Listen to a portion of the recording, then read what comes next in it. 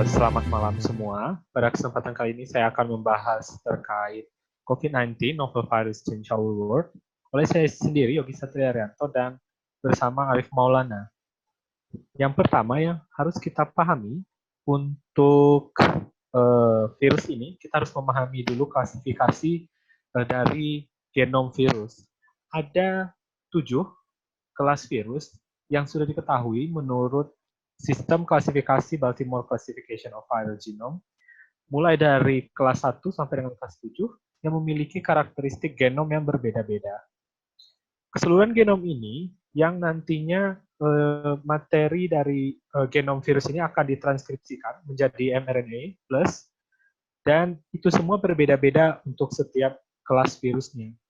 Sekarang yang ingin kita lihat ialah virus COVID-19 merupakan virus yang termasuk ke dalam kelas 4 single strand RNA plus virus, yang mana bisa menggunakan langsung materi genetiknya untuk dijadikan sebagai mRNA untuk proses translasi nantinya. Nah, di sini yang menjadi concern kita ialah virus RNA merupakan virus yang memiliki laju mutasi yang tinggi, 1 juta kali lebih tinggi dibandingkan inangnya, dan ini terkorelasi dengan peningkatan virulensi dan evolvability yang menguntungkan dari virus ini. Berdasarkan publikasi yang dipublish oleh Kementerian Riset dan Teknologi, Badan Riset dan Inovasi Nasional Republik Indonesia, sudah diketahui bahwasanya ada 3 tipe di dunia pada saat ini, 3 tipe virus COVID-19, yaitu tipe S, G, dan V. Dan ternyata setelah dilakukannya whole genome sequencing oleh lembaga biologi molekuler Eijkman, itu 3 dari 7 sampel merupakan tipe baru. Nah, di sini artinya terjadi mutasi pada COVID-19 yang ada di Indonesia, dan inilah yang menyebabkan untuk penemuan vaksin jauh lebih lama ditemukannya.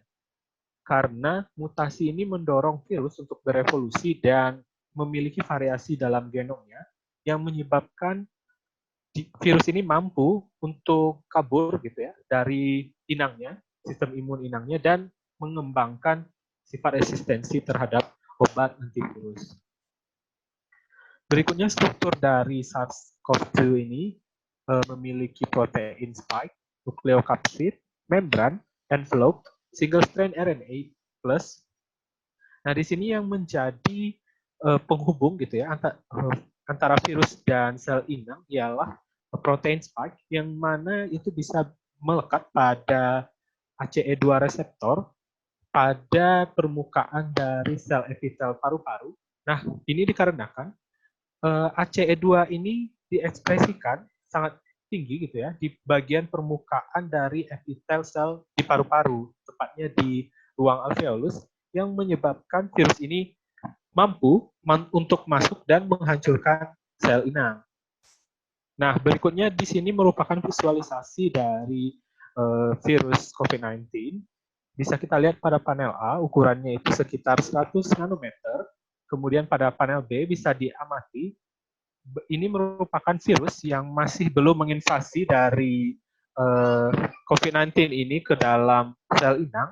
Kemudian pada bagian ini, virus COVID-19 itu sudah mereplikasikan dirinya di dalam sel inang, sehingga bisa diamati jumlah yang relatif banyak di dalam sel inang, dan kemudian itu akan menghancurkan sel inang, kemudian virus ini dapat menginfeksi sel di sebelahnya. Proses masuk dari virus ini ke dalam sel inang itu dimulai dengan protein spike yang berikatan dengan reseptor angiotensin converting enzyme 2, kemudian masuk karena materi genetiknya ini merupakan plus RNA yang bisa langsung ditranslasi. Produknya di sini berupa replikase dan poliprotein pada virus. Kemudian materi genetiknya akan direplikasi untuk membuat utas negatif, dan nantinya akan ditranskripsi kembali untuk membentuk genom dari virus ini dan mRNA untuk translasi protein structural virus. Di sini untuk protein structural itu nanti akan dikirimkan ke bagian retikulum endoplasma. Nukleokapsid nantinya akan menggulung genom dari COVID ini. Kemudian keseluruhan dari materi ini nanti akan dibungkus dalam Golgi dan kemudian dikeluarkan secara eksositosis yang menyebabkan virus ini nantinya keluar dari sel inang dan dapat menginfeksi sel di sebelahnya. Berikutnya merupakan bagan ya atau ilustrasi yang memperlihatkan bagaimana interaksi dari virus yang menginfeksi sel inang dan kemudian berinteraksi dengan sistem imun pada tubuh. Di bagian ini, sel yang terinfeksi akan menghasilkan sitokin berupa interferon yang akan mengundang monosit dan makrofag ke bagian sumber infeksi. Ini merupakan sistem innate immunity atau imunitas bawaan yang sifatnya tidak spesifik, kemudian nanti akan dibantu oleh imunitas spesifik dari T helper 1 dan atau T helper 17 yang dimana meningkatkan pro-inflammatory cytokine yang akan mendorong neutrofil untuk ke bagian infeksi. Nah, di sini akan terjadi respon inflamasi gitu ya.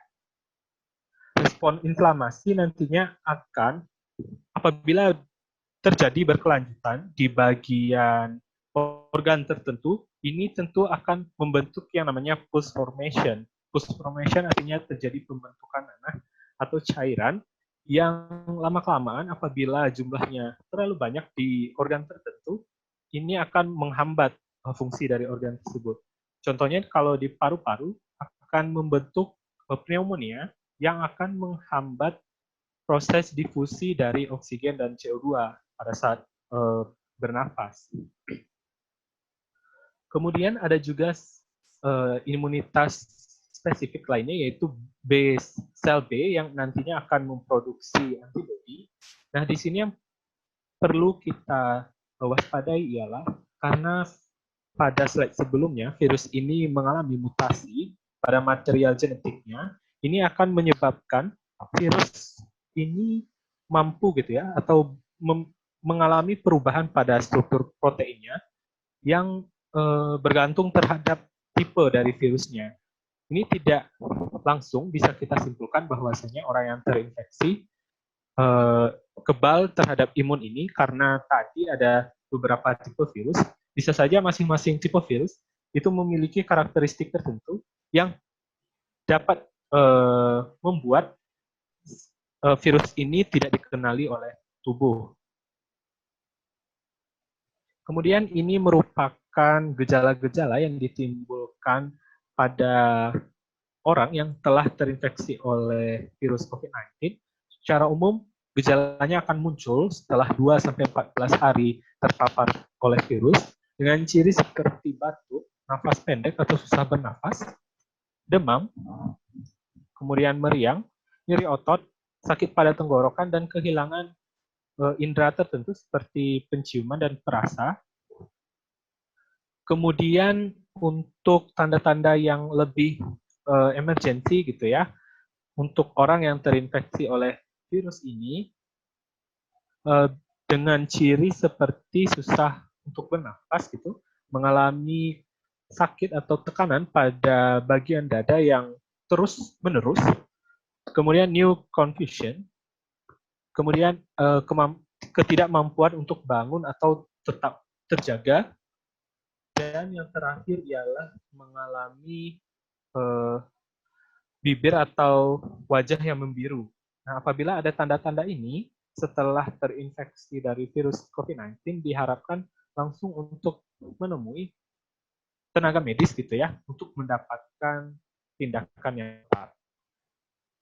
Berikut merupakan transmisi dari virus COVID-19 ini. Yang pertama itu awalnya virus ini memiliki inang kelelawar gitu ya, yang kemudian karena manusia mengkonsumsi kelelawar, terjadilah di sini yang namanya jumping host, artinya perpindahan dari satu inang ke inang lain gitu ya. Baik secara langsung atau tidak langsung menjadikan manusia sebagai host barunya. Kemudian manusia antar manusia nanti akan saling gitu ya. Virus ini akan bertransmisi dari manusia ke manusia, yang disinilah yang menyebabkan susahnya pengendalian dari COVID-19 ini. Karena tadi sifatnya bisa berubah-ubah dan sistem imun untuk setiap orang berbeda-beda, untuk hal ini yang menyebabkan virus ini susah untuk dikendalikan. Setiap negara memiliki cara masing-masing, cara protokol tertentu dalam pengobatan, ya, pengobatan untuk virus ini. Contohnya di sini ada remdesivir, itu merupakan antiviral yang biasanya digunakan dalam spektrum yang luas. Kemudian banyak sekali pertanyaan yang terkait berapa lama virus ini tahan di luar inangnya. Di sini dirangkum oleh penelitian Van Dormelen et al. 2020. Di sini misalkan pada aerosol itu bisa bertahan sekitar 3 jam, yang artinya apabila ada populasi yang berkumpul dan ternyata ada orang yang terinfeksi oleh virus ini, perlu diwaspadai apabila orang tersebut batuk ataupun bersin yang menyebabkan virus ini menjadi bagian dari aerosol gitu. Dan ini dapat berbahaya karena virus ini dapat tahan 3 jam di luar di aerosol, dan inilah yang menyebabkan virus ini susah untuk dikendalikan. Berikutnya pada material plastik itu dapat bertahan 72 jam, yang artinya pada benda-benda yang terbuat dari plastik seperti apabila berbelanja di supermarket gitu ya menggunakan keranjang plastik. Nah, di sini bisa orang yang tertular itu menularkan secara tidak langsung ke orang lain melalui plastik gitu. Kemudian ada stainless steel, itu virus bisa bertahan 48 jam pada bagian permukaan. Ini juga harus diwaspadai karena banyak sekali yang terbuat dari stainless steel, contohnya pada alat-alat transportasi umum seperti KRL dan lain sebagainya. Kemudian pada permukaan tembaga itu dapat tahan selama 4 jam dan pada kardus itu sekitar 24 jam. Nah, di sini yang penting ialah adanya desinfeksi pada permukaan dengan menggunakan 0,1% sodium hipoklorit atau 62% sampai 71% etanol selama 1 menit, karena ini dapat mereduksi virus atau menginaktivasi ataupun menghilangkan virus dari permukaan benda. Nah, di sini ada faktor yang penting yang telah dilaporkan oleh studi Fiorillo et al. Bahwasanya tembaga itu melepaskan ion yang dapat menyebabkan terbentuknya reaktif oksigen spesies atau ROS, yang mana ini bisa mendeaktivasi virus COVID-19. ROS ini sebenarnya itu merupakan oksigen yang reaktif sehingga bisa bereaksi dengan penerima elektron yang baik sehingga dapat merusak struktur dari pada kasus ini virus corona ini. Kemudian ini merupakan tindakan yang simple gitu ya, protecting yourself and your beloved one. Itu dengan cara yang simple seperti cuci tangan sesering mungkin. Nah, di sini penting cuci tangan menggunakan sabun dan air mengalir karena sabun itu memiliki sifat surfaktan yang amfifilik, artinya memiliki sifat hidrofobik dan hidrofilik, yang mana itu bisa mengikat membran dari virus yang terbuat dari lemak. Dan ini efektif untuk mereduksi jumlah dari virus apabila tersentuh oleh tangan. Kemudian apabila batuk dan bersin itu gunakan siku, jangan menyentuh langsung mata, hidung, dan mulut.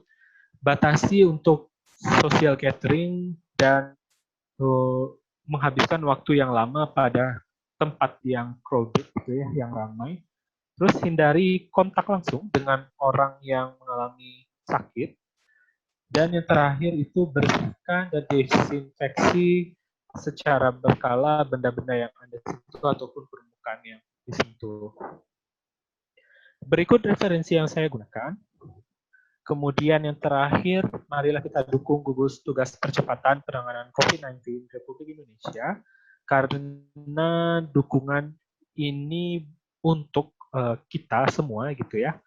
Dan apabila ada kritik ataupun saran dari Anda, itu bisa sampaikan langsung dengan cara yang baik, sekaligus berikan solusinya gitu ya, untuk memperbaiki sistem yang sudah ada. Mungkin itu saja yang ingin saya sampaikan. Terima kasih banyak telah mendengarkan. Terima kasih.